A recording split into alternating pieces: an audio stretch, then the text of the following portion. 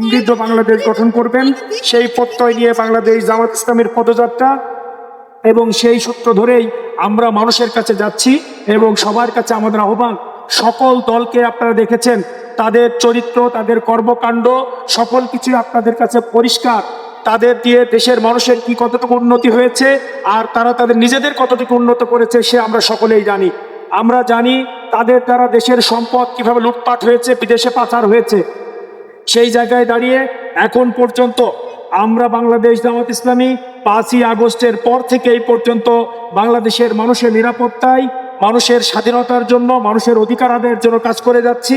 আমরা মানুষের পাশে আছি এবং আমরা ভবিষ্যতে এভাবে মানুষের পাশে থাকবো ইনশাআল্লাহ।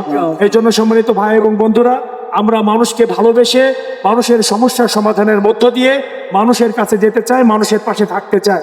আপনাদের এলাকার সন্তান হিসেবে, ভাই হিসেবে আপনাদের কাছে আহ্বান, আসুন আমরা দল মত নির্বিশেষে সকলে মিলে একটি সুন্দর বাংলাদেশ বিনির্মাণের জন্য একটিবার আমাদের প্রতি আস্থা রাখুন, একটিবার দাঁড়িপাল্লায় ভোট দিন, একটিবার জামাত ইসলামের প্রতি আস্থা রাখুন। ইনশাল্লাহ একটি জবাবদিহিতার বাংলাদেশ আপনারা পাবেন ইনশাল্লাহ। সকল পর্যায়ের মানুষ তারা জবাবদিহিতার মধ্যে থাকবে। রাজনৈতিক নেতা থেকে শুরু করে সরকারি কর্মচারী, কর্মকর্তা সকলেই জবাবদিহিতার মধ্যে যাবেন। ব্যবসায়ীরা নিরাপদে ব্যবসা করবেন, কোনো প্রকার চাঁদাবাজি থাকবে না। সকল মানুষ রাস্তায় চলবেন, নিরাপত্তার সাথে চলবেন। আমাদের মা বোনেরা নিরাপত্তার সাথে চলবেন। সকল মানুষের এই সার্বিক নিরাপত্তার জন্য একটিবার আমরা পরিবর্তন করি।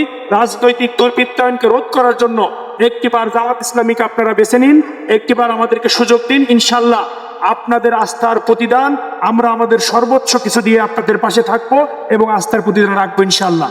সকলে আপনারা আমাদের জন্য দোয়া করবেন। একসাথে মিলে সকলকে সাথে নিয়ে এই সুন্দর বাংলাদেশ গড়ার জন্য আপনারা সকলেই কাজ করবেন। সেই উদাহরণ আবার আপনাদের প্রতি রেখে সবার ধন্যবাদ জানিয়ে শেষ করছি। আসসালামু আলাইকুম।